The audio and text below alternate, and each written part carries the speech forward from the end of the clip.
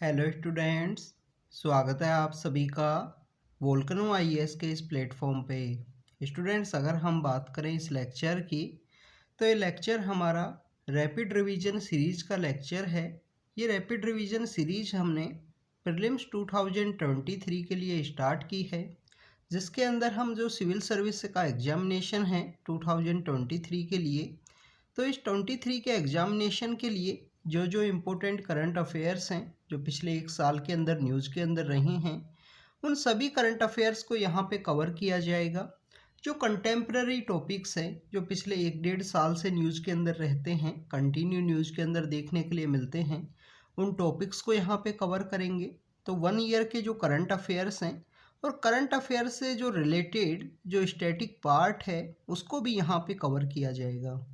तो स्टूडेंट्स, ये rapid revision series के अंदर कम्प्लीटली 1.5 ईयर का जो आपके करंट अफेयर्स हैं, जो स्टैटिक पार्ट हैं, उन सभी को यहाँ पे रिवाइज करेंगे। रैपिडली इनका रिवीजन है वो हम यहाँ पे इस सीरीज़ के अंदर करेंगे, क्योंकि आप सीरीज़ का नाम ही देखिए, रैपिड रिवीजन सीरीज़ है, जिसके अंदर सभी करंट अफेयर्स का जो रिवीजन है वो किया जाएगा डिटेल के अंदर में, और स्टैटिक पार्ट भी जो रिलेटेड है उन करंट अफेयर्स से रिलेटेड, उसका भी यहाँ पे जो रिवीजन है वो किया जाएगा। आज हम स्टार्ट करने वाले हैं पॉलिटी के साथ में। पॉलिटी का ये पहला लेक्चर है। हर एक सब्जेक्ट के 4 से 5 लेक्चर आपको देखने के लिए मिलेंगे। जैसे पॉलिटी के 4 से 5 लेक्चर होंगे, ऐसे ही आपको साइंस के 4 से 5 लेक्चर हैं, इन्वायरमेंट है, इकोनॉमिक्स है, कल्चर है, सोशल इश्यूज हैं, इंटरनेशनल रिलेशन हैं, और आपकी एक स्पेशल क्लासेज हैं जो 3 से 4 क्लास होंगी टोटल। वो लेक्चर्स लिए जाएंगे जोग्राफिकल मैपिंग से, जिसके अंदर हम 2023 के लिए आपके जो इम्पोर्टेंट प्लेस जो न्यूज़ के अंदर रहे हैं उनको यहाँ पे कवर करेंगे। उन प्लेसेस का आपका जोग्राफिकली मैपिंग है वो करवाई जाएगी। तो स्टूडेंट्स, ये हमारी रैपिड रिवीजन सीरीज़ के अंदर हम कम्प्लीटली इस तरीके से आपके लिए कवर करेंगे। टोटल आपकी 10 to 15 के आसपास जो क्लासेज हैं, 10 से 15 क्लास होंगी, उन 10 to 15 क्लासेज के अंदर इनको कवर करेंगे। अब देखिए, जैसे इन्वायरमेंट का सब्जेक्ट है, इकोनॉमी है, तो उनकी आपको 4 से 5 क्लास देखने के लिए मिलेंगी। और जैसे आपका कोई सब्जेक्ट है, इंटरनेशनल रिलेशन है, इसके साथ साथ सोशल इश्यूज हैं, कल्चर है, इनको 1 या 2 क्लास के अंदर जो कवर है वो करवाया जाएगा। तो स्टूडेंट्स, आज का जो स्टार्ट करते हैं रैपिड रिवीजन सीरीज को, हमारे इस फर्स्ट लेक्चर को। तो पॉलिटी के अंदर आज हम बात करेंगे कॉन्स्टिट्यूशनल प्रोविजंस के बारे में। कॉन्स्टिट्यूशनल टॉपिक जो पिछले 1 या 1.5 साल के अंदर न्यूज़ के अंदर रहे हैं, उन कॉन्स्टिट्यूशनल टॉपिक्स को यहाँ पे कवर करेंगे। तो एक बार ओवरव्यू लेने की कोशिश करते हैं कि कौन कौन से टॉपिक्स हैं, उनको आज हम कवर करने वाले हैं। हम सब कैटेगराइजेशन ऑफ ओबीसी को देखेंगे, क्योंकि जस्टिस रोहिणी कमीशन है वो कंटिन्यूस न्यूज़ के अंदर है पिछले 3-4 साल से, और उसको कंटिन्यूस जो एक्सटेंशन है वो दिया गया है हमारी गवर्नमेंट के द्वारा। इवन 14 या 18 एक्सटेंशन है जो प्रेजेंटली दिया गया है जस्टिस रोहिणी कमीशन को। तो उसके बारे में एग्जामिन करेंगे कि कैसे सब कैटेगराइजेशन किया जाना है ओबीसी का, और किस तरीके से जस्टिस रोहिणी की जो कमीशन की जो रिकमेंडेशंस हैं कि कैसे जो साइंटिफिक एविडेंस के रूप में यहाँ पे कैटेगराइजेशन है वो किया जाएगा, उसके बारे में बात करेंगे। हिस्टोरिकल बैकग्राउंड देखेंगे। ओबीसी रिजर्वेशन जो लोकल बॉडीज़ के लिए मना किया गया है सुप्रीम कोर्ट के द्वारा, उसको होल्ड किया गया है कि ओबीसी जो कम्युनिटी है, जो अदर बैकवर्ड क्लासेज हैं, इनको जो रिजर्वेशन है लोकल बॉडीज़ के अंदर जब ही दिया जाए, जब स्टेट का यहाँ पे प्रॉपर एक कमीशन है वो कॉन्स्टिट्यूट किया जाए, और उस कमीशन के द्वारा एम्पेरिकल जो डाटा हैं वो बताए जाएं। तो उसके बारे में देखेंगे। ये महाराष्ट्र के अंदर भी ये न्यूज़ के अंदर में था। इसके अलावा उत्तर प्रदेश है, मध्य प्रदेश है, 2-3 स्टेट्स के अंदर ये कंटिन्यूस न्यूज़ के अंदर है। तो उससे रिलेटेड एक ट्रिपल टेस्ट है। ट्रिपल टेस्ट का क्राइटेरिया क्या है, उन सब के बारे में देखने की कोशिश करेंगे। हम इकोनॉमिक वीकर सेक्शन जो ईडब्ल्यूएस का कोटा से रिलेटेड जो केस है, जिसके अंदर 3:2 के साथ में ईडब्ल्यूएस का जो कॉन्स्टिट्यूशन अमेंडमेंट एक्ट है उसको विद हेल्ड किया गया है, उसको वैलिडेट किया गया है। तो उस केस के बारे में देखेंगे कि कैसे ये ईडब्ल्यूएस का जो कोटा है वो यहाँ पे एग्जिस्टेंस के अंदर आया। यूनिफॉर्म सिविल कोड के बारे में बात करेंगे, क्योंकि रिसेंटली 2020 के समय में एक प्राइवेट मेंबर बिल है जो राज्यसभा में लाया गया था यूनिफॉर्म सिविल कोड के रिगार्डिंग में, तो उसके बारे में बात करेंगे कि इंडिया में कहाँ पे मेंशन है यूनिफॉर्म सिविल कोड, क्यों क्यों ज़रूरी है, कौन कौन से इम्पोर्टेंट सुप्रीम कोर्ट के जजमेंट्स हैं जिनके अंदर यूनिफॉर्म सिविल कोड की बात की गई है। हिंदू जो हमारे यहाँ पे मेजॉरिटी एक रिलीजन है पाया जाता है सनातन धर्म, तो हिंदुइज्म को बेसिकली कुछ ऐसे स्टेट्स है जिनके अंदर इनका जो माइनॉरिटी का स्टेटस है उसको ग्रांट करने के रिगार्डिंग में सुप्रीम कोर्ट के अंदर काफ़ी सारी जो पेटिशंस है वो फाइल की गई हैं समय समय पे। तो उन्हीं पेटिशंस के रिगार्डिंग में जो माइनॉरिटी स्टेटस हमारे कंट्री में दिया जाता है उसके बारे में बात करेंगे। आर्टिकल 29 एंड 30 के बारे में बात करेंगे। लिंग्विस्टिक ऑफिसर जो स्पेशल माइनॉरिटी एक कॉन्स्टिट्यूशनल पोस्ट है उसके बारे में बात करेंगे। हम यहाँ पे झारखंड, ये हमारी ट्राइबल कम्युनिटी का जो बेल्ट का जो रीजन है जिसमें 4 से 5 स्टेट्स हैं, उन स्टेट्स के अंदर जो सरना रिलीजन है जो पेड़ों को अपना भगवान माना जाता है उसके अंदर में नेचुरल वर्शिपर होते हैं बेसिकली सरना रिलीजन के जो पर्सन्स हैं, उसके बारे में डिस्कस करेंगे कि क्या है ये सरना रिलीजन। और हेट स्पीच के बारे में देखेंगे कि एनसीआरबी की रिपोर्ट बताती है कि पिछले कुछ समय से हमारे कंट्री के अंदर हेट स्पीच के जो क्राइम हैं वो कंटिन्यूअस इंक्रीज हुए हैं। तो हेट स्पीच कहाँ पे डिफ़ाइन किया गया है, कहाँ पे इनके बारे में बात की गई है उसके बारे में देखेंगे। और एनसीआरबी के साथ ही साथ हम सेडिशन के जो लॉज हैं जिनका मिसयूज़ देखने के लिए मिलता है, और सुप्रीम कोर्ट ने बोला है कि सेडिशन लॉज को यहाँ पे आप विद होल्ड कीजिए जब तक गवर्नमेंट के द्वारा जो नए कानून नहीं बनाए जाते हैं। तो सेडिशन को कहाँ पे मेंशन किया गया, कौन से ऐसे पहले पर्सन थे जिनको सेडिशन लॉ के अंदर में बुक किया गया था, उनके ऊपर चार्ज किया गया था देशद्रोह का ये कानून। तो उन सब टॉपिक्स के बारे में हम बात करेंगे आज के इस डिस्कशन के अंदर में। तो ये कुछ कॉन्स्टिट्यूशनल टॉपिक्स हैं। अगर कोई टॉपिक्स यहाँ पे बचते हैं कॉन्स्टिट्यूशनल के रिगार्डिंग में तो उनको आने वाले लेक्चर्स के अंदर कवर करेंगे, उनको आने वाले जो लेक्चर्स हैं उनके अंदर कवर किया जाएगा। तो स्टूडेंट्स आज का जो फर्स्ट टॉपिक है उसको स्टार्ट करते हैं, सब कैटेगराइजेशन ऑफ ओबीसी। सबसे पहले जब भी ओबीसी की बात आती है तो आपको पता होना चाहिए कि ओबीसी के डिफरेंट कमीशन हैं वो हमारे इंडिपेंडेंस के समय से हमको देखने के लिए मिलते हैं। सबसे पहले जो ओबीसी का जो कमीशन है वो 1953 के समय में काका कालरेकर कमीशन है वो कॉन्स्टिट्यूट किया गया था 1953 के समय में, जिसको फर्स्ट ओबीसी कमीशन के रूप में जानते हैं।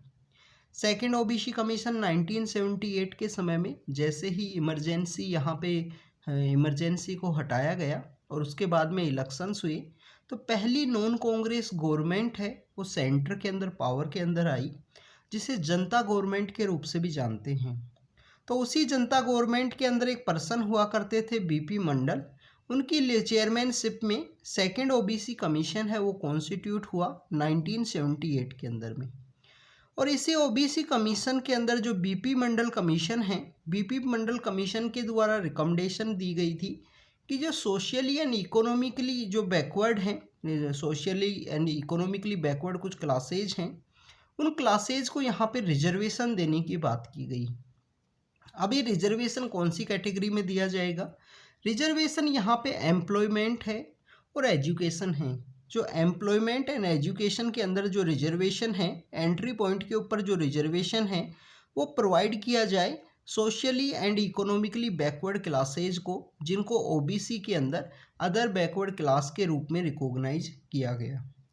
स्टूडेंट्स, बीपी मंडल कमीशन की जो रिकमेंडेशन है जनता गवर्नमेंट के द्वारा नहीं इम्प्लीमेंट की गई, उसके बाद में डिफरेंट गवर्नमेंट्स आती हैं। 1989 के समय में 1989 के समय में हमारे यहाँ पे प्राइम मिनिस्टर हुआ करते थे वीपी सिंह। वीपी सिंह विश्वनाथ प्रताप सिंह की गवर्नमेंट थी। तो विश्वनाथ प्रताप सिंह की जो गवर्नमेंट है उनके द्वारा 1989 के समय में हमारी 1989 की जो सेंट्रल गवर्नमेंट है उनके द्वारा बीपी मंडल कमीशन की जो रिकमेंडेशंस थी 23% जो रिजर्वेशन की जो रिकमेंडेशंस हैं उनको यहाँ पे इम्प्लीमेंट किया गया। और उनको रिजर्वेशन है जो एम्प्लॉयमेंट के अंदर जो रिजर्वेशन है वो प्रोवाइड किया गया आर्टिकल 16 का क्लोज 4 के अंडर में। अब ये आर्टिकल 16 क्या है ये आपको पता होना चाहिए। हमारे यहाँ पे फंडामेंटल राइट्स हैं सेक्शन 3 के अंदर, जो कि जस्टिसिएबल है। जब भी इनका वायलेशन होता है आप सुप्रीम कोर्ट या हाई कोर्ट के अंदर पेटिशन फाइल कर सकते हो, और supreme court and high court के द्वारा इन जस्टिसिएबल राइट्स के वायलेशन के समय आपको इम्प्लीमेंट की जाती हैं, आपको यहाँ पे जस्टिस है वो प्रोवाइड किया जाता है। तो हमारा जो सेक्शन 3 है, पार्ट 3 है हमारे कॉन्स्टिट्यूशन का, उस पार्ट 3 के अंदर equality before law, equal protection of law, जो इक्वलिटी की जो राइट्स हैं वो आर्टिकल 14 से लेकर आर्टिकल 18 तक उनको मेंशन किया गया है। तो उसी इक्वलिटी की एक यहाँ पे राइट्स है आर्टिकल 16 के अंदर, equality of opportunity in public employment, कि पब्लिक एम्प्लॉयमेंट के अंदर आपको इक्वलिटी होनी चाहिए, अपॉर्चुनिटी की इक्वलिटी आपको देखने के लिए मिलती है। बट आपके द्वारा यहाँ पे क्वेश्चन पूछा जा सकता है या क्वेश्चन यहाँ पे रेज हो सकता है कि एक तरफ तो इक्वलिटी की बात की गई है, दूसरी तरफ यहाँ देखिए कुछ सेक्शंस को जो रिजर्वेशन है, कुछ सेक्शंस की जो सीट्स हैं वो रिजर्व की गई हैं। तो ये रिजर्वेशन क्यों है, क्यों दिया गया? क्या ये इक्वलिटी का यहाँ पे वायलेशन नहीं है? जो आर्टिकल 14 to 18 में इक्वलिटी की बात की गई है, जिसके अंदर पब्लिक एम्प्लॉयमेंट में इक्वलिटी की बात है, जो आर्टिकल 16 के अंदर की गई है। तो स्टूडेंट्स आपको यहाँ पे पता होना चाहिए कि आर्टिकल 16 के भी कुछ एक्सेप्शन हैं। अब एक्सेप्शन ये रीजनेबल रेस्ट्रिक्शंस हैं, 3 यहाँ पे रीजनेबल रेस्ट्रिक्शंस हैं आर्टिकल 16 के। फर्स्ट यहाँ पे है रेजिडेंस, कि अगर यहाँ पे रेजिडेंस से रिलेटेड पार्लियामेंट प्रेस्क्राइब कर सकता है रेजिडेंस एज ए कंडीशन के रूप में, कि एम्प्लॉयमेंट अपॉइंटमेंट के रूप में, एम्प्लॉयमेंट का अगर कहीं पे भी अपॉइंटमेंट किया जाता है, कोई भी यहाँ पे रिक्रूटमेंट किया जाता है, तो उस समय में रेजिडेंस को एज ए क्राइटेरिया है वो माना जा सकता है। इसके अंदर आंध्र प्रदेश और जो तेलंगाना का स्टेट है उनके अलावा कहीं पे भी ये जो प्रोविज़न है वो इम्प्लीमेंट नहीं किया गया है। आर्टिकल 16 का जो फर्स्ट एक्सेप्शन है रेजिडेंस। सेकंड एक्सेप्शन ये है कि कुछ ऐसी बैकवर्ड क्लासेज जो यहाँ पे बैकवर्ड हैं, तो उनको जो रिजर्वेशन है उनको यहाँ पे जो प्रोविजंस हैं वो प्रोवाइड किए जा सकते हैं। तो state can provide for the reservation of appointment या post in favour of any backward classes that is not adequately represented in the state service। Third यहाँ पे जो एक्सेप्शन है, जो रिलीजियस डिनोमिनेशन की जो पोस्ट हैं, डिनोमिनेशनल इंस्टीट्यूशंस हैं, तो वहाँ पे भी यहाँ बेसिकली कुछ पर्सन्स को डेजिग्नेट किया जा सकता है कि आपका ही यहाँ पे अपॉइंटमेंट है वो किया जाएगा। जैसे आप देखिए रिलीजियस डिनोमिनेशन, सपोज कीजिए कहीं पे मंदिर है, टेम्पल है, और उसके अंदर पुजारी है, वो यहाँ पे रिक्रूट करना है, तो बेसिकली यहाँ पे अगर किसी मुस्लिम कम्युनिटी के जो पर्सन है उनके द्वारा रिक्रूटमेंट के लिए अप्लाई किया जाता है, तो उनको जो पुजारी की जो पोस्ट है उसके लिए नहीं रिक्रूट किया जाएगा, क्योंकि ये बेसिकली एक रिलीजियस इंस्टीट्यूशन की जो पोस्ट होने की वजह से यहाँ पे जो ओनली हिंदुइज्म से जो बिलोंग करते हैं जो पर्सन्स, उनका जो अपॉइंटमेंट है वो ही देखने के लिए मिलेगा। तो स्टूडेंट्स ये कुछ एक्सेप्शंस हैं आर्टिकल 16 के।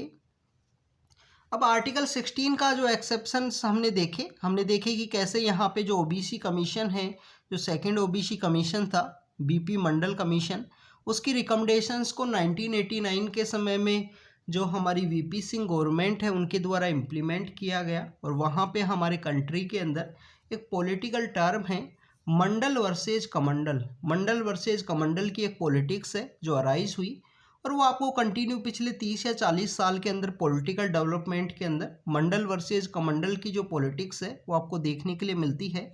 वो एक पॉलिटिकल साइंस का एक डिफरेंट सब्जेक्ट है, उसका एक डिफरेंट डिस्कशन है। अब आप देखिए कि ये 27% जो रिजर्वेशन दिया गया, इस 27% रिजर्वेशन को यहाँ पे एक सुप्रीम कोर्ट के अंदर एक केस है वो फाइल किया गया, जिसको बोलते हैं इंदिरा साहनी के केस।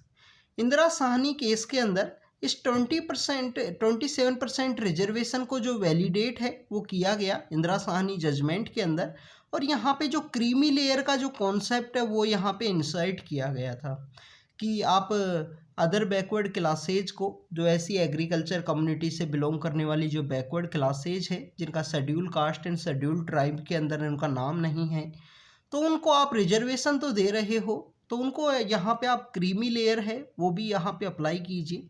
उनको क्रीमी लेयर भी आपको लगाया गया।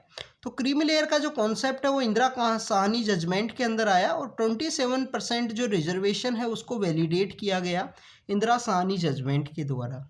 इंदिरा साहनी जजमेंट के अंदर एक बात और की गई थी, बात ये की गई थी जो 50% कैपिंग है वो लगाई गई कि रिजर्वेशन यहाँ पे 50% को क्रॉस नहीं करना चाहिए। 50% कोई भी सीट्स हैं वो आपको ओपन कैटेगरी के लिए होंगी और बाकी जो 50% सीट्स हैं वो आप रिजर्व कैटेगरी के लिए यहाँ पे रख सकते हो। ओबीसी के लिए 1993 के समय में national commission for backward class है उसे क्रिएट किया गया एज ए स्टैट्यूटरी बॉडी के रूप में, नॉन कॉन्स्टिट्यूशनल बॉडी के रूप में 1993 के अंदर national commission for backward class है वो क्रिएट किया गया। फिर अभी रिसेंटली 2017 के समय में कॉन्स्टिट्यूशन अमेंडमेंट एक्ट 102 के थ्रू इस national commission for backward class को जो कॉन्स्टिट्यूशनल स्टेटस है वो ग्रांट किया गया है।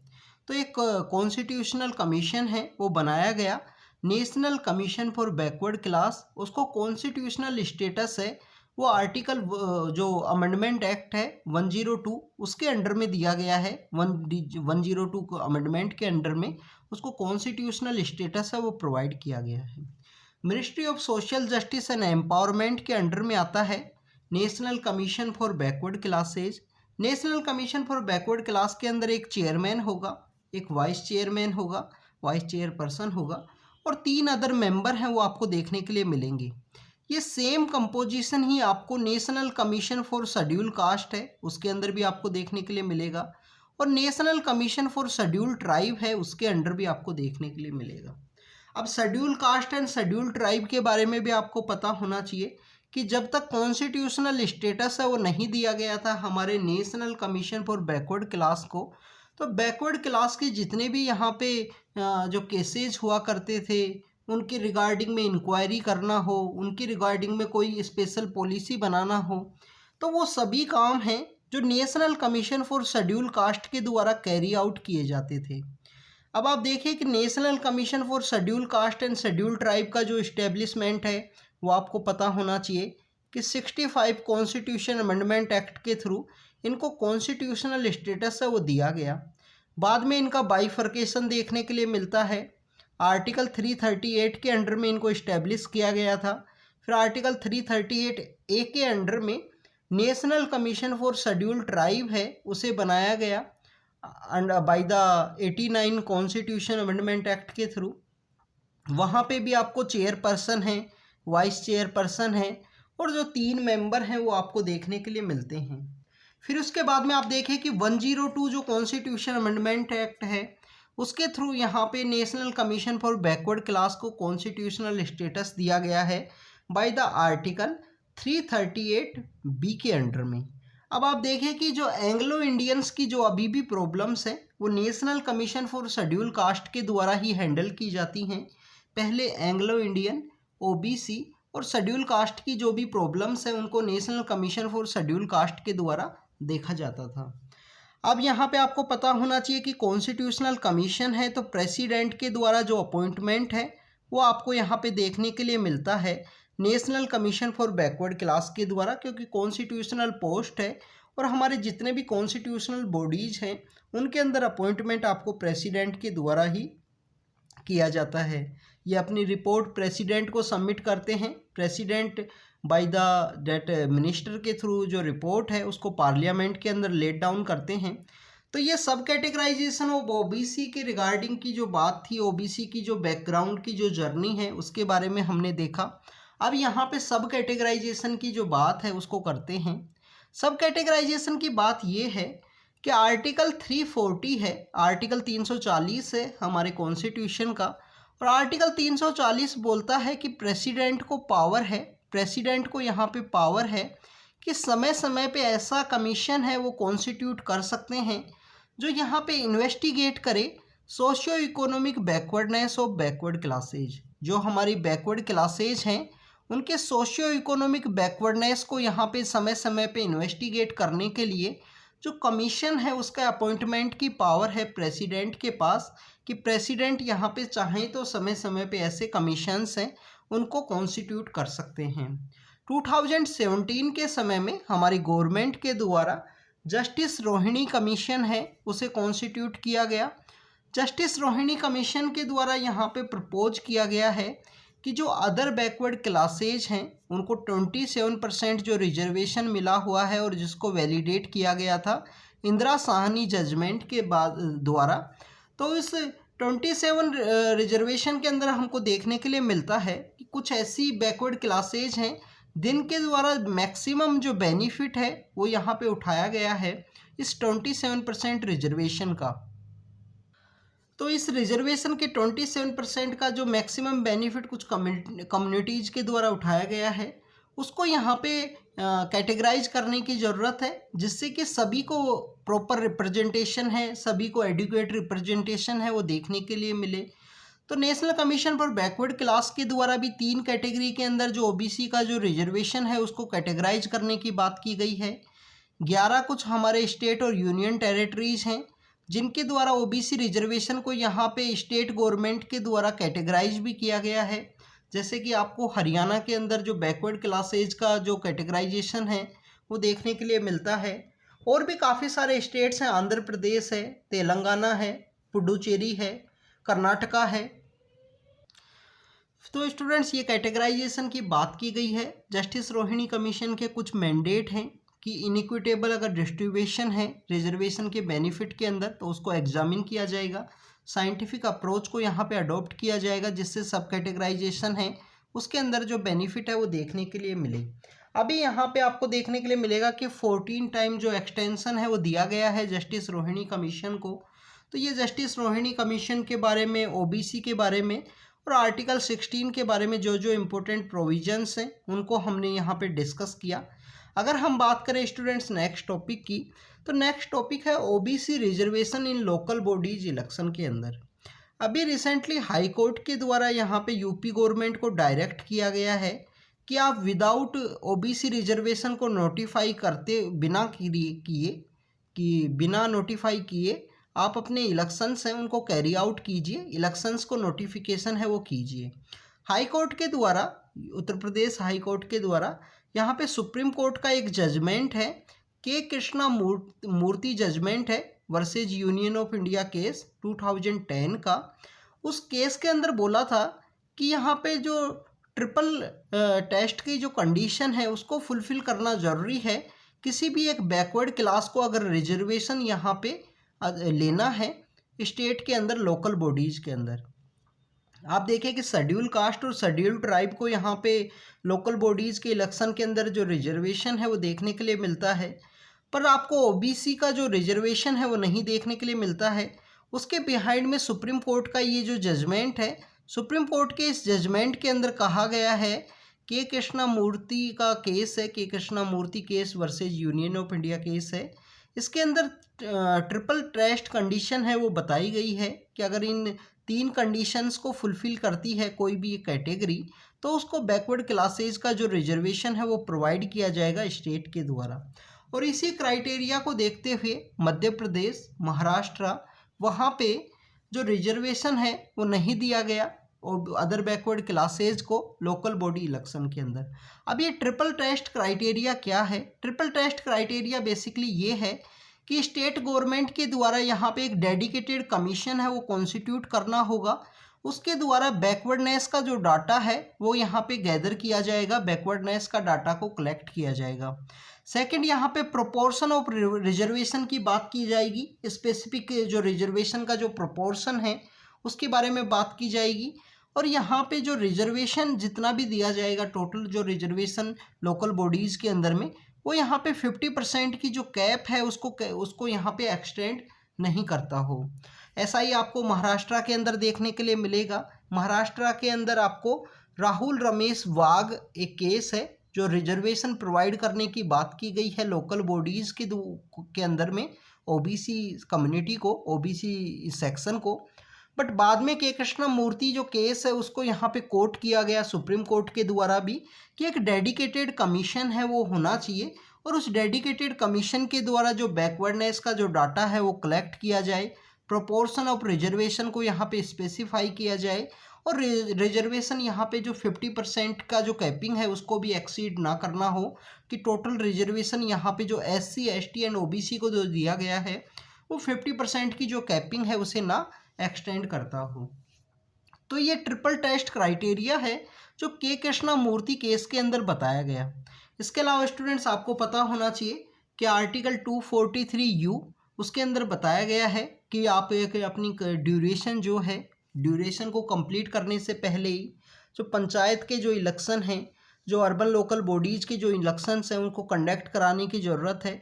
इसके लिए आपको पता होना चाहिए कि जो 73rd कॉन्स्टिट्यूशन अमेंडमेंट एक्ट है, 73rd एंड 74th, उनके अंडर में जो इनको कॉन्स्टिट्यूशनल स्टेटस दिया गया था पंचायती राज इंस्टीट्यूशन अर्बन लोकल बॉडीज़ को, 3 टायर जो बॉडीज यहाँ पे क्रिएट की गई, तो इनका जो इलेक्शंस को कैरी आउट करने की जो रिस्पॉन्सिबिलिटी होती है स्टेट इलेक्शन कमीशन की होती है। जो स्टेट इलेक्शन कमीशन है उसकी ही यहाँ पे रिस्पॉन्सिबिलिटी होती है इनके इलेक्शंस को कैरी आउट करना। Urban local bodies and Panchayati Raj institutions, जो अर्बन लोकल बॉडीज़ हैं और पंचायती राज इंस्टीट्यूशंस हैं, इनके इलेक्शंस को कंडक्ट कराने की रिस्पॉन्सिबिलिटी है स्टेट इलेक्शन कमीशंस की। और आर्टिकल 243U बोलता है कि एक्सपायरी जो ड्यूरेशन है उसकी बात की गई है कि ड्यूरेशन को कंप्लीट करने से पहले ही आपको इलेक्शंस है वो कंडक्ट कराने की ज़रूरत है। अगर ट्रिपल टेस्ट की जो रिक्वायरमेंट है वो स्टेट यूटीज़ के द्वारा फुलफ़िल नहीं की गई है तो आपको जो अपना इलेक्शंस है वो कैरी आउट करवाइए, उन सीट्स को आप यहाँ पे ओपन कैटेगरी के रूप में रख सकते हो। SC एंड ST को जो रिजर्वेशन है वो कॉन्स्टिट्यूशन के द्वारा प्रोवाइड किया गया है, बट स्टेट गवर्नमेंट्स के द्वारा OBC को ही यहाँ पे रिजर्वेशन है वो अलाउ किया जाएगा। ऐसे जो ट्रिपल टेस्ट के जो यहाँ पे कमीशंस हैं वो कॉन्स्टिट्यूट किए जाएंगे। तो ये रिजर्वेशन के बारे में था, इलेक्शन के रिजर्वेशन के अंदर। यहाँ पे हमारे सुप्रीम कोर्ट के द्वारा जो डिफरेंट जजमेंट्स हैं उनके वो कोट किया गया है कि जो नेचर ऑफ डिसएडवांटेज है कि किसी एक कम्युनिटी को प्रॉपर रिप्रेजेंटेशन जो पास्ट के समय में नहीं मिल पाया, तो नेचर ऑफ डिसएडवांटेज को यहाँ पे हम एजुकेशन एंड एम्प्लॉयमेंट के अंदर दिए हैं।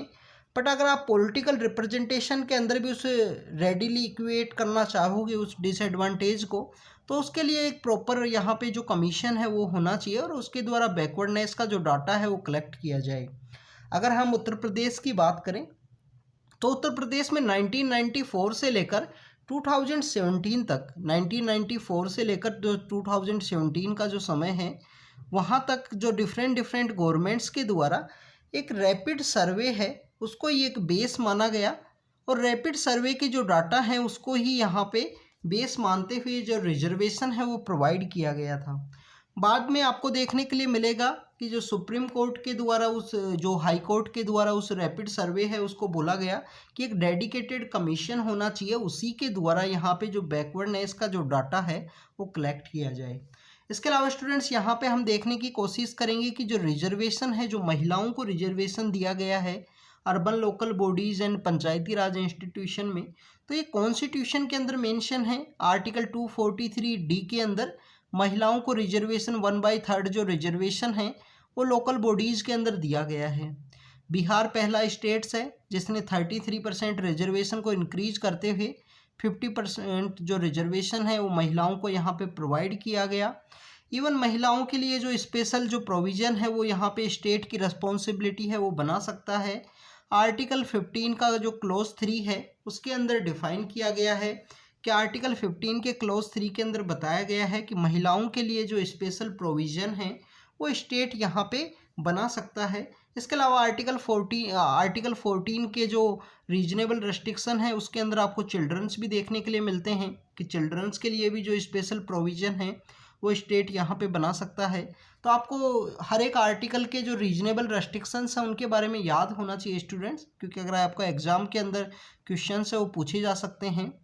नेक्स्ट टॉपिक की अगर हम बात करें इकोनॉमिक वीकर सेक्शन के बारे में है। सुप्रीम कोर्ट की जो कॉन्स्टिट्यूशनल बेंच है उसके द्वारा इकोनॉमिक वीकर सेक्शन को जो रिजर्वेशन दिया गया था 10% reservation through the 103 constitution amendment act के थ्रू 2019 में, तो उसको यहाँ पे वैलिडेट किया गया है, उसको अपहेल्ड किया गया है सुप्रीम कोर्ट की कॉन्स्टिट्यूशनल बेंच के द्वारा।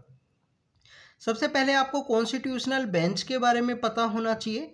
आर्टिकल 145 के अंडर में जो कॉन्स्टिट्यूशनल बेंच है उसको डिफाइन किया गया है। आर्टिकल 145 का क्लोज 3 है, वो बताता है कि कॉन्स्टिट्यूशनल बेंच बेसिकली वो बेंच होती हैं जहाँ पे सब्सटेंशियल क्वेश्चन ऑफ लॉ को एग्जामिन किया जाए, इंटरप्रिटेशन ऑफ कॉन्स्टिट्यूशन आपको देखने के लिए मिले, तो सब्सटेंशियल क्वेश्चन ऑफ लॉ को एग्जामिन किया जाए और इंटरप्रिटेशन ऑफ कॉन्स्टिट्यूशन है वो आपको देखने के लिए मिले, वो वहाँ पे बेसिकली जो कॉन्स्टिट्यूशनल बेंच है वो कॉन्स्टिट्यूट की जाती है। कॉन्स्टिट्यूशनल बेंच के अंदर आपको मिनिमम जो 5 जज हैं वो देखने के लिए मिलते हैं उस बेंच के अंदर में। तो रिसेंटली अगर हम बात करें ये कॉन्स्टिट्यूशनल बेंच के बारे में देखा हमने, अगर हम EWS के रिजर्वेशन की बात करें तो सिन्हो कमीशन है वो कॉन्स्टिट्यूट किया गया था गवर्नमेंट के द्वारा, और उसी सिन्हो कमीशन की जो रिकमेंडेशंस हैं उनके ऊपर गवर्नमेंट के द्वारा EWS जो इकोनॉमिक वीकर सेक्शन है, जो जनरल कैटेगरी के अंदर ही इकोनॉमिक वीकर सेक्शंस हैं, उनको यहाँ पे जो रिजर्वेशन है वो दिया गया। ये आर्टिकल 103 के थ्रू यहाँ पे 10% reservation other than the SC ST and OBC के अलावा जो ऐसी कम्युनिटीज़ हैं जिनको एजुकेशन एंड एम्प्लॉयमेंट के अंदर 10% जो रिजर्वेशन है वो दिया जाएगा। तो एजुकेशन एंड एम्प्लॉयमेंट के अंदर दिया गया है, तो आर्टिकल 15 एंड 16 का जो आपको अमेंडमेंट है वो देखने के लिए मिलेगा। तो यहाँ पे आर्टिकल 15 का जो क्लोज 6 है एंड आर्टिकल 16 का जो क्लोज 6 है उसके थ्रू यहाँ पे सेंटर और स्टेट गवर्नमेंट्स सेंटर के द्वारा इकोनॉमिक वीकर सेक्शन को जो रिजर्वेशन है वो प्रोवाइड किया गया है। ये जो 10% रिजर्वेशन है ये यहाँ पे जो माइनॉरिटी एजुकेशन इंस्टीट्यूशंस हैं उनके ऊपर एप्लीकेबल नहीं होगा, ये आपको पता होना चाहिए, क्योंकि आपसे क्वेश्चन इस तरीके से पूछ लिया जाएगा क्या माइनॉरिटी एजुकेशन इंस्टीट्यूशंस के ऊपर ये जो 10% रिजर्वेशन है वो एप्लीकेबल है या नहीं है। तो यहाँ पे 10% रिजर्वेशन जो इकोनॉमिक वीकर सेक्शंस को दिया गया है माइनॉरिटी एजुकेशन इंस्टीट्यूशंस के ऊपर में नहीं एप्लीकेबल है। इसके अलावा स्टूडेंट्स अगर हम बात करें इकोनॉमिक वीकर सेक्शन के रिजर्वेशन की, तो एग्जिस्टिंग जो रिजर्वेशन है उसके एडिशन में ये रिजर्वेशन दिया गया है, बट यहाँ पे सुप्रीम कोर्ट के द्वारा अपने जजमेंट के अंदर माना गया कि इकोनॉमिक वीकर सेक्शन यहाँ पे जो बेसिक स्ट्रक्चर है, जो कैपिंग है, जो इंदिरा साहनी जजमेंट के अंदर जो कैपिंग बताई गई है उसको वायलेट नहीं करता है, क्योंकि ये जो ऑलरेडी जनरल कैटेगरी के ही जो 10% जो वीकर्स लोग हैं उनको रिजर्वेशन दिया गया है। अब उनका जो इकोनॉमिक बैकवर्डनेस है उसको यहाँ पे रिजर्वेशन की बात की गई है। उसके अंदर बताया गया है कि 8 लाख से कम की जो इनकम है वो होनी चाहिए, 5 एकड़ की एग्रीकल्चर लैंड नहीं होनी चाहिए, इससे ज़्यादा 1000 स्क्वायर फीट का जो फ्लैट है वो नहीं होना चाहिए, और भी काफ़ी सारे ऐसे क्राइटेरियाज हैं जो इकोनॉमिक वीकर सेक्शन के रूप में यहाँ पे क्राइटेरिया है वो डिफ़ाइन किए गए हैं। यहाँ पे क्रीमी लेयर को ऐड करने की भी बात की गई है। क्रीमी लेयर आपको सबसे पहले जो सत्यनाथन जो कमीशन है 1971 के समय में जो कॉन्स्टिट्यूट हुआ था सत्यनाथन कमीशन, तो सत्यनाथन कमीशन के अंदर पहली बार जो क्रीमी लेयर का जो कॉन्सेप्ट है वो इंट्रोड्यूस किया गया था, और उसी क्रीमी लेयर को इंदिरा साहनी केस के अंदर जो 1992 के समय इंदिरा साहनी केस आया, उस इंदिरा साहनी केस के द्वारा वहाँ पे अदर बैकवर्ड क्लास को जो रिजर्वेशन 1989 में जो मंडल कमीशंस की जो यहाँ पे रिकमेंडेशंस थी, उस मंडल कमीशंस की जो रिकमेंडेशंस है जब इम्प्लीमेंट किया 1989 के अंदर, तो इंदिरा साहनी केस के द्वारा जो यहाँ पे क्रीमी लेयर का जो कॉन्सेप्ट है वो लगाया गया था। इसके अलावा 50% रिजर्वेशन की जो कैपिंग है वो लगाई गई, कोई भी रिजर्वेशन प्रमोशन के अंदर नहीं दिया जाएगा। बाद में आपको प्रमोशन के रिगार्डिंग में एन नागराज केस है एंड डिफरेंट केस है वो आपको देखने के लिए मिलते हैं। इसके अलावा स्टूडेंट्स इकोनॉमिक बैकवर्ड क्लासेज को जो सोशियो इकोनॉमिक बैकवर्ड क्लास का जो रिजर्वेशन है उसको वैलिडेट किया था इंदिरा साहनी जजमेंट के द्वारा। तो यहाँ पे आप देखिए जो क्रीमी लेयर का जो कॉन्सेप्ट है वो लाया गया है इकोनॉमिक वीकर सेक्शन के। अगर हम केस की बात करें, जनहित अभियान versus union of India case है, जिसको 3:2 के थ्रू यहाँ पे अपहोल्ड किया गया अमेंडमेंट 103 को। तो अगर हम EWS के केस की अगर हम बात करें तो EWS का केस है जनहित अभियान versus union of India case 2022। Constitutional bench को ये केस था, तो हमने देखा है कि कॉन्स्टिट्यूशनल बेंच जो आर्टिकल 145 क्लॉज 3 के अंदर डिफाइन किया गया है कि सब्सटेंशियल क्वेश्चन ऑफ लॉ हो या इंटरप्रिटेशन ऑफ कॉन्स्टिट्यूशन हो और मिनिमम 5 जजेस की जो बेंच है वो यहाँ पे बनती है। तो EWS केस को 3:2 के साथ में अपहोल्ड किया गया। यहाँ पे बताया गया है कि जो रिजर्वेशन दिया गया है वो बेसिकली वायलेट नहीं करता है बेसिक स्ट्रक्चर के कॉन्सेप्ट को। EWS को एक सेपरेट और डिस्टिंक्ट कैटेगरी के रूप में डिफाइन किया गया है। SC एंड सोशल इकोनॉमिक जो एजुकेशनल बैकवर्ड क्लासेज हैं उनको यहाँ पे एक्सक्लूजन किया गया है, उनको बेसिकली EWS का बेनिफिट है वो नहीं मिल सकता। उसके बिहाइंड के रीज़न ये हैं कि डबल बेनिफिट को अवॉइड करने के लिए ये जो कॉन्सेप्ट है वो लाया गया था। और इसके अलावा जो 50% कैपिंग है वो SC ST एंड OBC के लिए लगाई गई है, not for the general category. तो 50% कैपिंग यहाँ पे जो इंदिरा साहनी जजमेंट के अंदर आपको देखने के लिए मिलती है उसको भी यहाँ पे अपहेल्ड किया गया, उसको भी यहाँ पे वैलिडेट किया गया EWS के इस केस के द्वारा। तो ये EWS केस के बारे में था स्टूडेंट्स। नेक्स्ट टॉपिक की अगर हम बात करें, नेक्स्ट टॉपिक है यूनिफॉर्म सिविल कोड के बारे में। यूनिफॉर्म सिविल कोड ये है कि हमारे जो भी पर्सनल लॉज हैं वो सभी के लिए इक्वल हों, इंडिया में रहने वाले सभी लोगों के लिए ये जो लॉज हैं वो इक्वल हों। समय समय पे इसकी जो डिमांड है वो आपको देखने के लिए मिलती है। समय समय पे जो स्पेशल मुस्लिम कम्युनिटी के जो लोग हैं उनको यहाँ पे उनके जो पर्सनल लॉज हैं, उनके जो शरिया लॉज हैं, इसकी वजह से यहाँ पे जो डिमांड है वो उठाई जाती है। ये आपको ट्रिपल तलाक के समय भी आपको देखने के लिए मिला होगा कि जो यूनिफॉर्म सिविल कोड के लिए जो डिमांड है वो कंटिन्यू वहाँ पे जो रेज है वो की जाती है। अगर हम बात करें स्टूडेंट्स यहाँ पे यूनिफॉर्म सिविल कोड के बारे में, तो uniform civil code for the same civil law जो एप्लीकेबल हो सभी सिटीजन्स के ऊपर, चाहे कोई भी पर्सनल मैटर हो, मैरिज का हो, डाइवोर्स का हो, अडोप्शन का हो या इनहेरिटेंस का हो। इंडिया के अंदर अगर हम बात करें, इंडिया के अंदर रिसेंटली ये यूनिफॉर्म सिविल कोड इस वजह से न्यूज़ के अंदर में था हमारे यहाँ पे कि एक प्राइवेट मेंबर बिल है वो राज्यसभा के अंदर लाया गया। सबसे पहले तो आपको प्राइवेट मेंबर बिल के बारे में पता होना चाहिए कि अदर देन मिनिस्टर कोई भी एक बिल है वो लाया गया है, चाहे वो रूलिंग पार्टी से ही बिलोंग करने वाला पर्सन क्यों ना हो। अगर अदर देन मिनिस्टर कोई भी एक बिल है वो लाया जाता है तो उसको प्राइवेट मेंबर बिल के रूप में डेजिग्नेट किया जाता है। 1 मंथ का यहाँ पे जो नोटिस है वो होना चाहिए। 1 मंथ का आप पहले नोटिस दो कि हम ये बिल इंट्रोड्यूस करने वाले हैं पार्लियामेंट के अंदर। पार्लियामेंट के अंदर कुछ स्पेशल दिन होते हैं, उस दिन प्राइवेट मेंबर बिल्स को यहाँ पे डिस्कस किया जाता है या इंट्रोड्यूस किया जाता है। ये आपको फ्राइडे के अंदर देखने के लिए मिलते हैं। पार्लियामेंट के अंदर जो फ्राइडे का जो दिन होता है उस फ्राइडे को दिन का यूज़ किया जाता है introduction and discussion of the private member bills. Even private member bills को यहाँ पे हाउस के अंदर ही रिजेक्ट किया जा सकता है। हाउस के जो चेयरपर्सन हैं उनके द्वारा या स्पीकर हैं उनके द्वारा हाउस के अंदर जो प्राइवेट मेंबर बिल हैं उनको रिजेक्ट किया जा सकता है। जो हमारा लास्ट प्राइवेट मेंबर बिल जो पास किया गया था वो 1970 के समय था। 1970 के समय में लास्ट हमारा प्राइवेट मेंबर बिल है जो पास किया गया है, जो बेसिकली सुप्रीम कोर्ट को एनलार्जमेंट ऑफ क्रिमिनल अपीलेंट्स के रिगार्डिंग में था। 1968 का जो कानून है उसको लास्ट प्राइवेट मेंबर बिल था जो हमारे पार्लियामेंट के अंदर पास हुआ है। अगर हम बात करें हमारे कॉन्स्टिट्यूशन के अंदर में जो आर्टिकल 44 है DPSP का पार्ट है और नॉन जस्टिसिएबल पार्ट है जो DPSP के अंडर में आता है, तो वो बेसिकली यहाँ पे यूनिफॉर्म सिविल कोड की बात की गई है आर्टिकल 44 के अंडर में जो DPSP के अंदर है और नॉन जस्टिसिएबल है।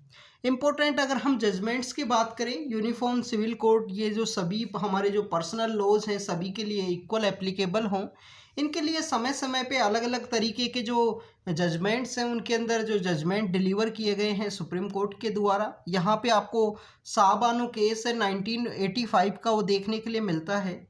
साहबानो केस के अंदर पार्लियामेंट को यहाँ पे कहा गया कि parliament should outline the contentious of a common civil code and it is a instrument that facilitate the national harmony and equality before the law। कि यहाँ पे यूनिफॉर्म सिविल कोड अगर आएगा तो नेशनल हार्मनी और इक्वलिटी है वो यहाँ पे प्रमोट होगी। इसके अलावा सरला मुद्गल केस है। सरला मुद्गल केस के अंदर जो 1995 के अंदर आया था उसके अंदर भी पार्लियामेंट को यहाँ पे कहा गया कि नीड है कि यहाँ पे पार्लियामेंट के द्वारा यूनिफॉर्म सिविल कोड को यहाँ पे जो फ्रेम किया जाए और यूनिफॉर्म सिविल कोड के थ्रू जो नेशनल इंटीग्रेशन है, नेशनल इंटीग्रेशन या आइडियोलॉजिकल जो कॉन्ट्राडिक्शंस है उसको रिमूव करने में हेल्प मिलेगी इस यूनिफॉर्म सिविल कोड के थ्रू, क्योंकि सभी लोगों के लिए सेम पर्सनल लॉज हैं वो एप्लीकेबल होने चाहिए। अगर हम बात करें स्टूडेंट्स, इंडिया के अंदर जो यूनिफॉर्म सिविल कोड्स की जो जर्नी है वो किस तरीके से थी, ब्रिटिश अथॉरिटीज़ के रूल के समय कैसे हुआ करता था, उसके बारे में अगर हम बात करें 1840 के समय एक रिपोर्ट आई यहाँ पे, लेक्स लॉ की रिपोर्ट बोलते हैं।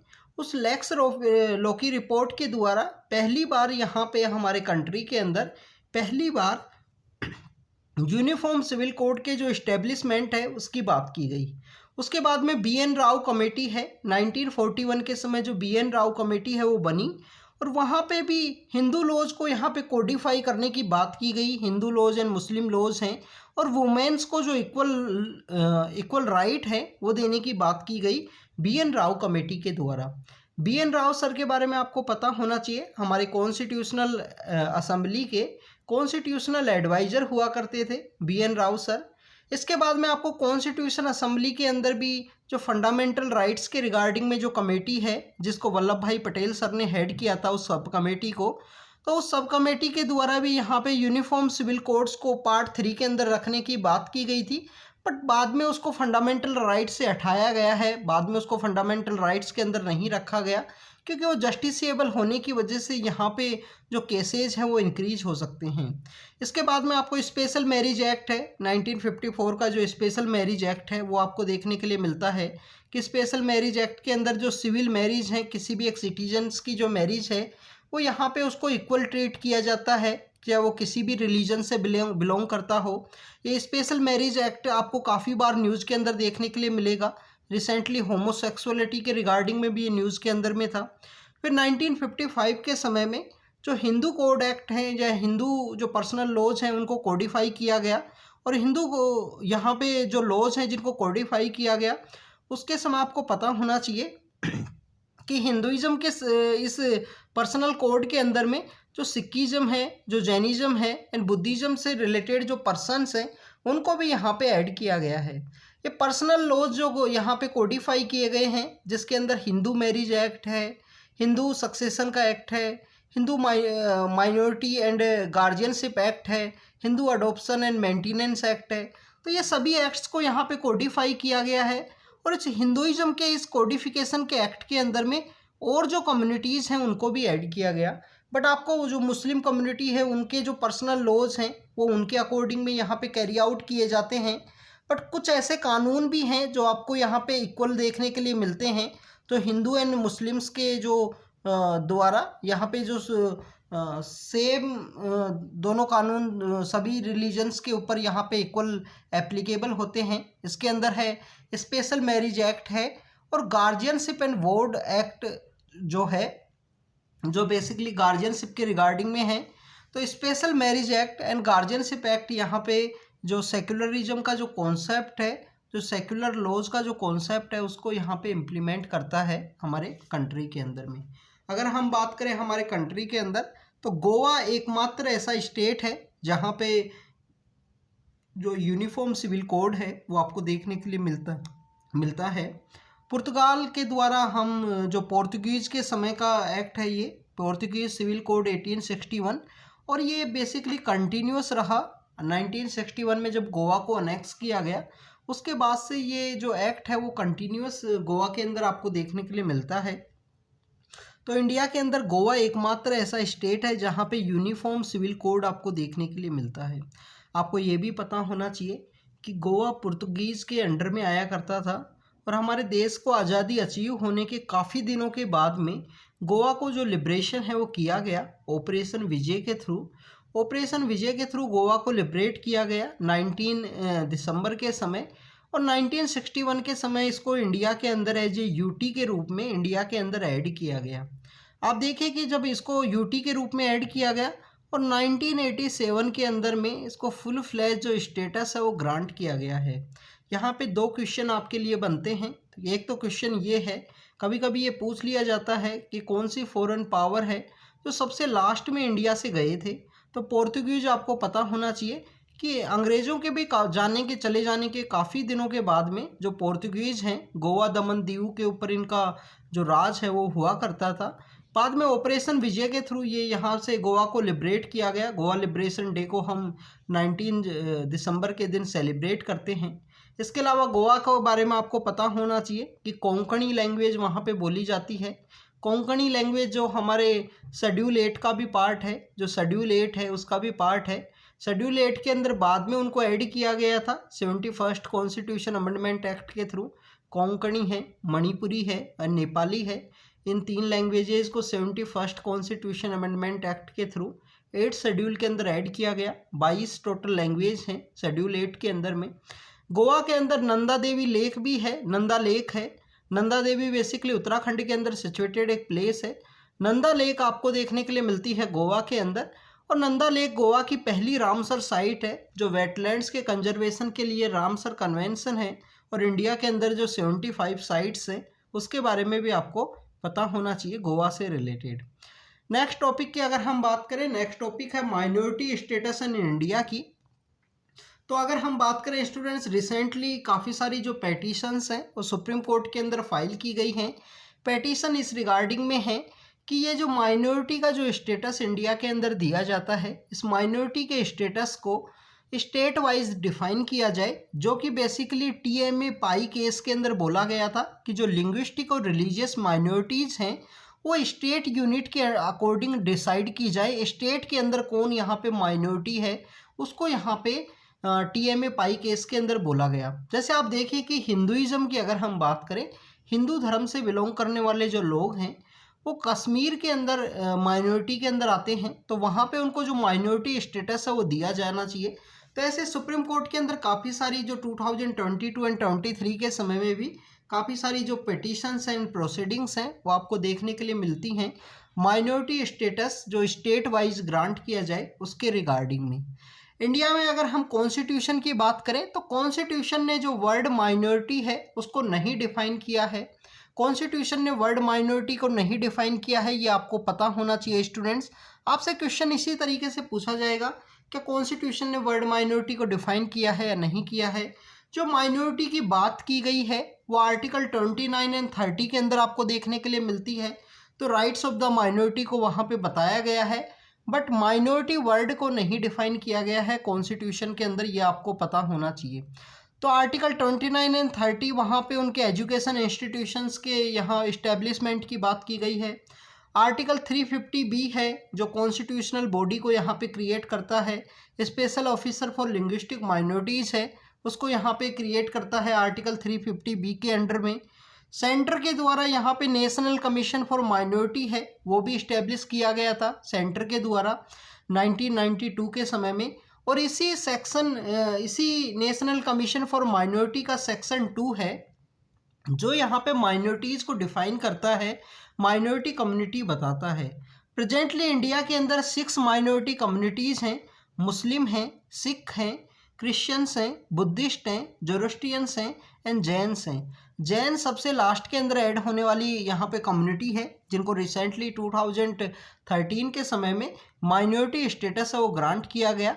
और माइनॉरिटी स्टेटस के बारे में आपको पता होना चाहिए कि सेक्शन 2 यहाँ पे national commission for minority act का जो सेक्शन 2 है वो यहाँ पे माइनॉरिटी स्टेटस को डिफाइन करता है।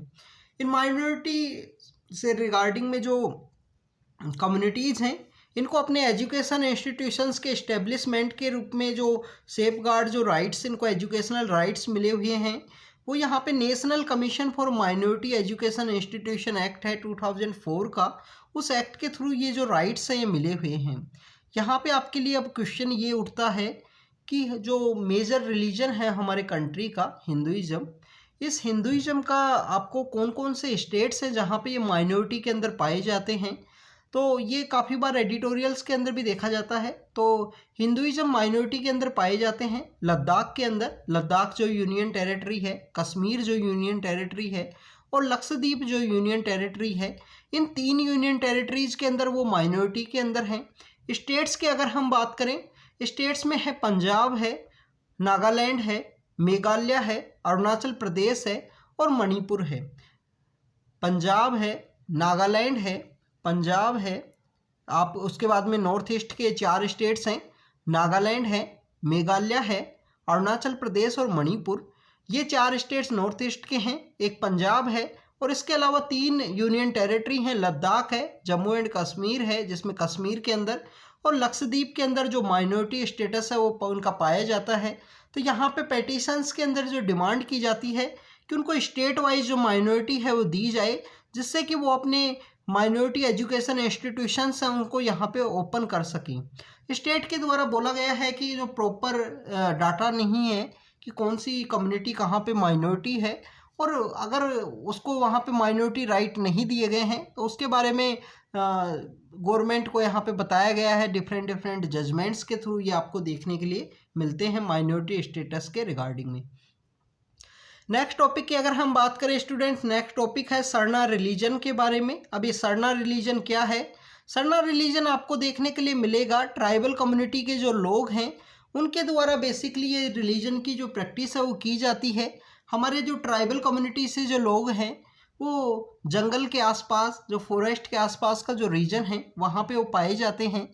उनका एक नेचुरल वर्शिप होते हैं, उनका एक स्पेशल बॉन्डिंग होता है इन जो पेड़ हैं, जो फॉरेस्ट एरियाज़ हैं उनके साथ में।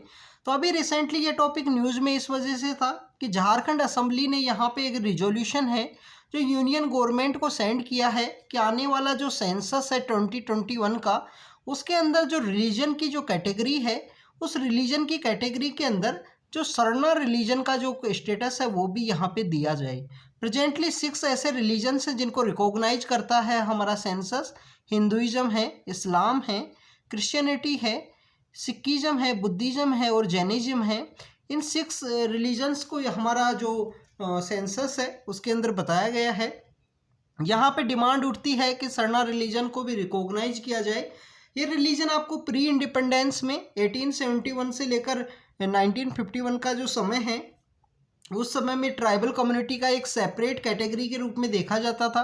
But after the independence country को इंटीग्रेट करने के लिए भी तो ट्राइबल कम्युनिटी की जो आइडेंटिटी है उनको स्पेशल प्रोविजंस जो कॉन्स्टिट्यूशन के अंदर दिए गए हैं उसके बाद में इसको ड्रॉप किया गया आफ्टर द इंडिपेंडेंस।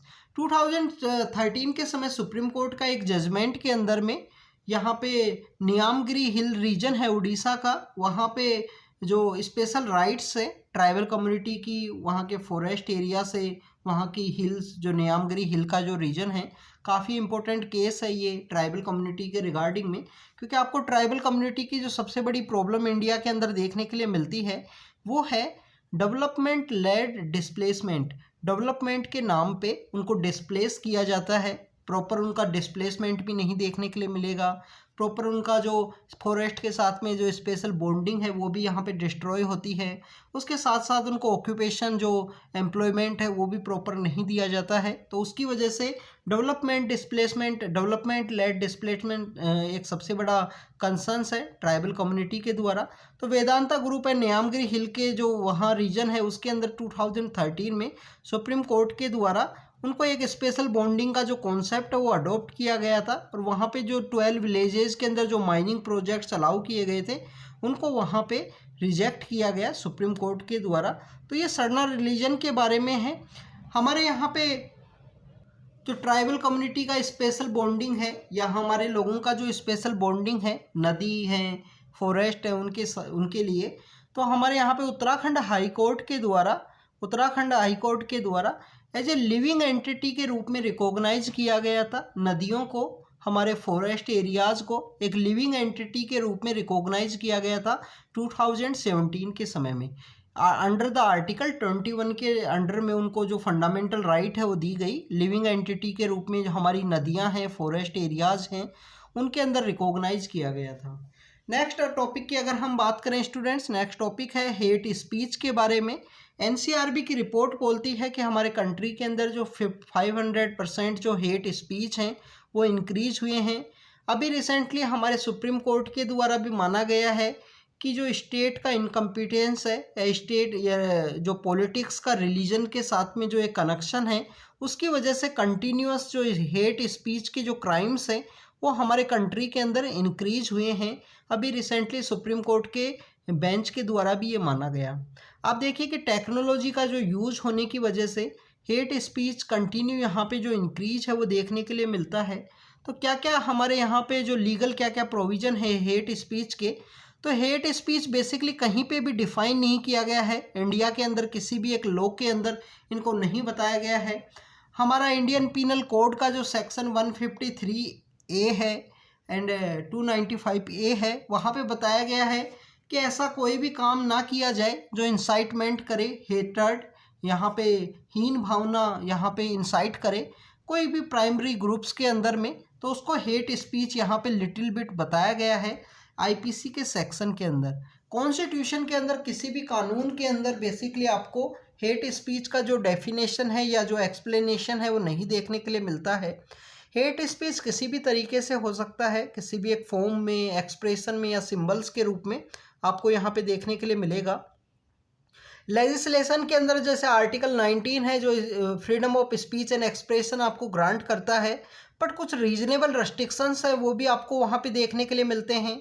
आईपीसी जो इंडियन पीनल कोड 1880 के अंदर इस्टेब्लिशमेंट के अंदर आया, उसके अंदर कुछ सेक्शंस हैं जो हेट स्पीच को रोकने की बात करते हैं।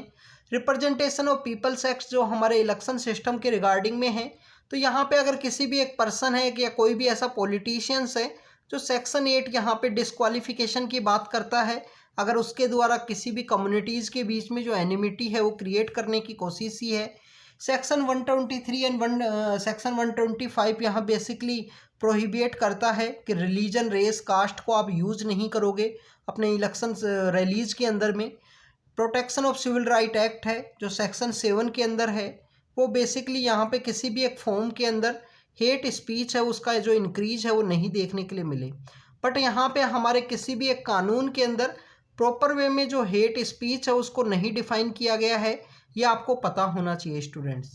नेक्स्ट अगर हम बात करें एनसीआरबी के बारे में है, एनसीआरबी की रिपोर्ट के थ्रू ये जो इस्टेब्लिशमेंट में आया, तो एनसीआरबी के बारे में आपको पता होना चाहिए कि एनसीआरबी 1986 के अंदर इसको इस्टेब्लिश किया गया under the ministry of home affairs के अंडर में। और 1986 में इस एनसीआरबी को जो इस्टेब्लिश किया गया था as a repository of information के रूप में इस इंस्टीट्यूशन को इस्टेब्लिश किया गया। इनके द्वारा जो क्राइम्स हैं उनको एनालाइज किया जाता है, समय समय पे अपनी रिपोर्ट निकाली जाती हैं कि कौन से एरिया के अंदर जो क्राइम है वो इंक्रीज हुआ है।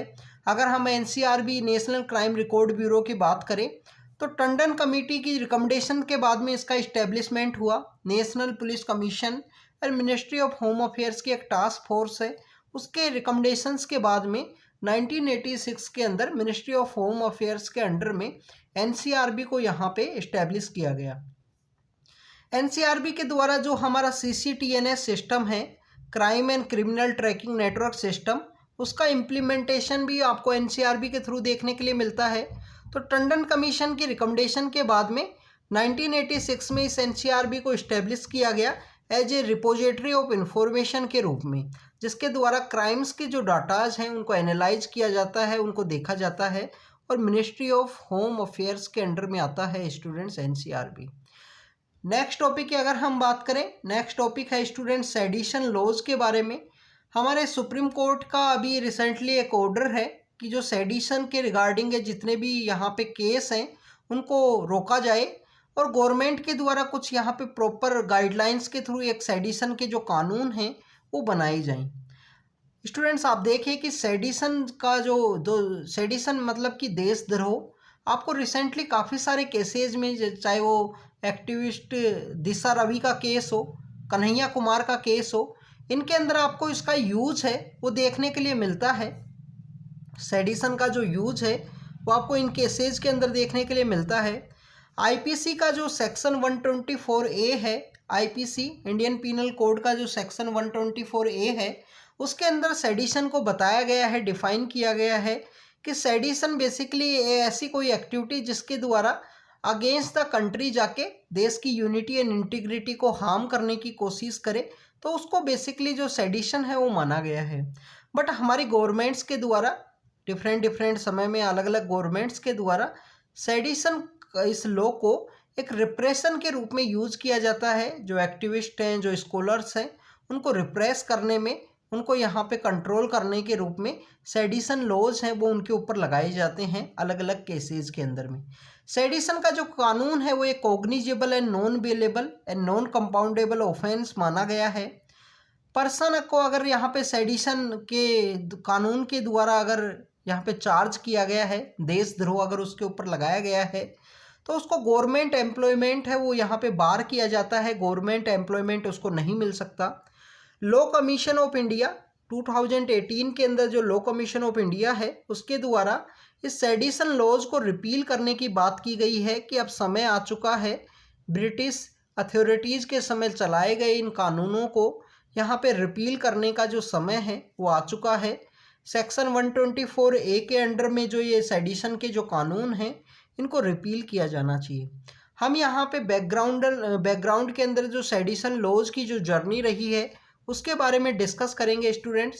सबसे पहले 1837 के समय में थॉमस मकोले के द्वारा जो सेडिशन लॉज हैं उनको ड्राफ्ट किया गया। फिर 1860 के समय हमारा इंडियन पीनल कोड है उसका इस्टेब्लिशमेंट हुआ। ओरिजिनल इंडियन पीनल कोड के अंदर आपको जो सेडिशन लॉज हैं वो नहीं देखने के लिए मिलते हैं। हमारे यहाँ पे रिवॉल्यूशनरी एक्टिविस्ट हुआ करते थे, काफ़ी सारे स्कॉलर्स हुआ करते थे, तो उनको सप्रेस करने के लिए ब्रिटिश अथॉरिटी के द्वारा सेडिशन कानून है उसको इंसर्ट किया आईपीसी के अंदर में, इंडियन पीनल कोड के अंदर में एज ए सेक्शन 124A के अंडर में।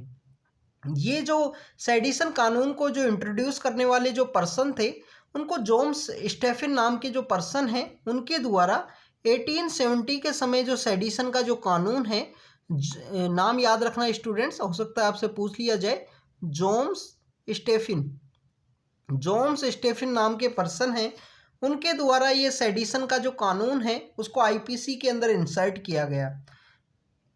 फिर इसी कानून सेडिशन कानून को 1891 के अंदर यूज करते हुए जोगेंद्र नाथ बोस जो कि बंगभाषी नाम की जो मैगजीन है उसके एडिटर हुआ करते थे, उनके द्वारा एज ऑफ कंसेंट बिल को यहाँ पे क्रिटिसाइज किया गया था। एज ऑफ कंसेंट बिल के अगेंस्ट में उनके द्वारा लिखा गया था, तो उनके अगेंस्ट में जो सेडिशन कानून है वो लगाया गया। बाद में आपको हमारे डिफरेंट जो रिवोल्यूशनरी जो पर्सन्स हैं उनके अगेंस्ट में देखने के लिए मिलता है। बाल गंगाधर तिलक के अगेंस्ट में भी लगाया गया था। जब हमारी इंडिपेंडेंस का जब समय आया, जब हमारी आज़ादी का जो समय आया, तो 1948 के समय में हमारी कॉन्स्टिट्यूशन असेंबली के द्वारा सेडिशन कानून को ड्रॉप करने की बात की गई कि सेडिशन कानून को यहाँ पे ड्रॉप करने की ज़रूरत है। बट स्टूडेंट्स आपको देखने के लिए मिलता है कि जो सेडिशन कानून है या जो रेस्ट्रिक्शंस है उनका यूज़ आपको कंटिन्यूस देखने के लिए मिलेगा। फिर 1962 के अंदर हमारे यहाँ पे एक इम्पोर्टेंट केस आता है, केदारनाथ जजमेंट। केदारनाथ जजमेंट के अंदर बताया गया है कि जो सेडिशन कानून हैं उनको अपहोल्ड करने की ज़रूरत है, अपहोल्ड किया, उनको वैलिडेट किया, और इसके अलावा जो मिसयूज़ है उनको रेयरेस्ट ऑफ रेयर समय में यूज किया जाना चाहिए। जब हमारे कंट्री की यूनिटी एंड इंटीग्रिटी को अगर किसी एक पर्सन के द्वारा हार्म किया गया है तो वहाँ पे सेडिशन लॉज को यूज़ किया जाना चाहिए। तो मिसयूज़ को रेस्ट्रिक्ट करने की बात की गई थी केदारनाथ जजमेंट के अंदर। इसके अलावा जो सेडिशन लॉज हैं उनको अपहोल्ड करने की बात की गई। ड्यूरिंग द इमरजेंसी आपको देखने के लिए मिलता है कि सेडिशन लॉज को काफ़ी सारा जो रेस्ट्रिक्टिव या स्ट्रिंजेंट कानून है वो बना दिया गया लोगों को रोकने के लिए। ड्यूरिंग इमरजेंसी इसका जो मिसयूज है वो आपको देखने के लिए मिलेगा। फिर 1995 के अंदर Balwant Singh versus union of state of Punjab का केस है, उसके अंदर भी जो बताया गया कि गवर्नमेंट का जो क्रिटिसिज्म है, अगर गवर्नमेंट को यहाँ पे क्रिटिसाइज किया गया है तो गवर्नमेंट का criticism is not amount to the sedition. आप देखें कि जो अलग अलग सरकारों के द्वारा सेडिशन कानून का जो मिसयूज है वो आपको देखने के लिए मिलेगा। तो हमारे यहाँ पे जो इम्पोर्टेंट प्रोविजंस है उसके बारे में हमने देखा कि सेडिशन लॉज को सेक्शन 124A के अंदर बताया गया है। ये हमारा सेडिशन लॉ का बारे में था ये टॉपिक। तो स्टूडेंट्स आज का हमने जो कॉन्स्टिट्यूशनल प्रोविजंस है उनको डिस्कस किया है, हेट स्पीच के बारे में, सेडिशन लॉज के बारे में, एनसीआरबी के बारे में, सरना रिलीजन है जो हमारे 4-5 स्टेट्स हैं जिनके अंदर ट्राइबल कम्युनिटी के द्वारा ये जो रिलीजन है उसको फॉलो किया जाता है।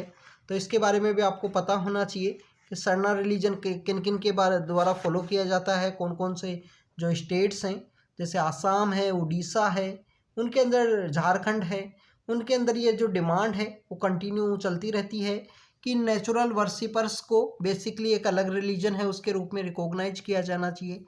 माइनॉरिटी स्टेटस के बारे में देखा हमने कि कहाँ कहाँ पे जो हिंदुइज्म है वो माइनॉरिटी के अंदर पाया जाता है। इसके अलावा हमने देखा कि आर्टिकल 29 एंड 30 है, माइनॉरिटी को डिफाइन नहीं किया गया।